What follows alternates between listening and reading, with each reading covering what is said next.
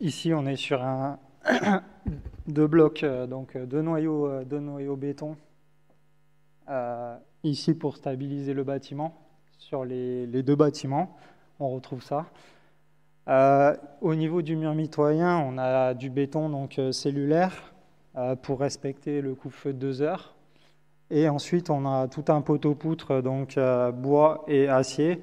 On a notamment des poteaux intégrés dans les murs ossature bois et également des sommiers métalliques pour en fait faire rentrer le plancher dans l'épure du complexe. Donc ici, on retrouve le système de plancher.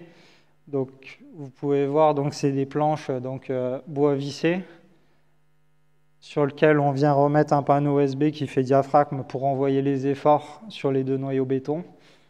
Et la petite particularité, sur la partie mitoyenne, en haut, on a choisi de faire un mur ossature bois, avec le parement extérieur déjà intégré sur la partie haute mitoyenne qui n'est pas en contact avec l'autre bâtiment, de manière à ne pas utiliser des nacelles ou des échafaudages pour traiter ce mur.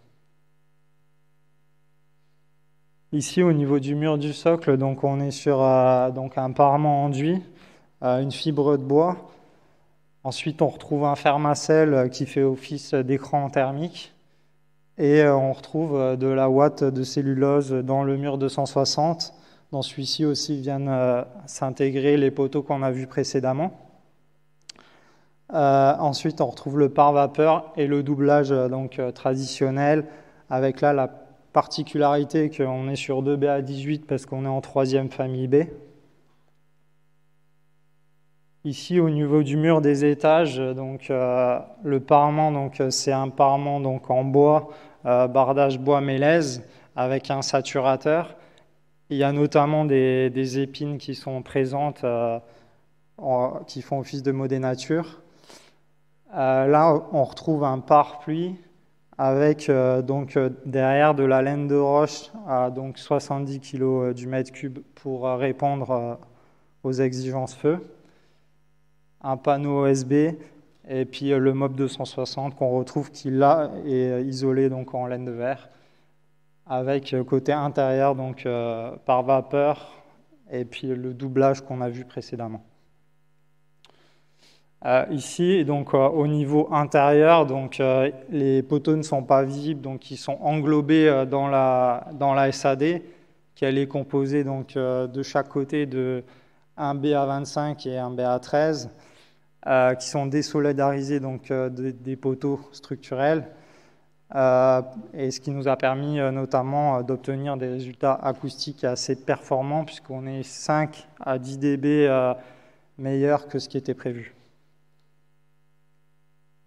Au niveau des planchers, on a un sol souple en partie fini qui est fait par le parquet principalement sur l'ensemble des logements. Les parties salle de bain et sanitaire en carrelage. On retrouve une chape, un demi-sol de 15 mm, le panneau OSB qui fait office de diaphragme, les planchers bois massif opportune à visser sans colle, les cavaliers cavaliers acoustiques et puis l'isolation qui ponctuellement n'était pas mise sous les conseils de AIDA, quand les réseaux étaient trop forts et trop denses, on ne mettait pas l'isolation pour ne pas dégrader l'acoustique. Et ensuite, on retrouve les deux BA18 pour la 3e famille B. Ici, une loggia qui a été traitée là en panneau CLT, avec 3% de pente. Sur laquelle on retrouve un isolant, une étanchéité, des plots, des lambourdes bois et un platelage mélèze. Tout était traité en mélèze, y compris les menuiseries, le bardage, les platelages bois et les volets bois persiennes qu'on retrouve sur la partie socle. Et à l'intérieur le doublage traditionnel. Donc là aussi, comme dit précédemment, pour des raisons de feu, on a enlevé tous les pare-pluies parce qu'il cramait. Donc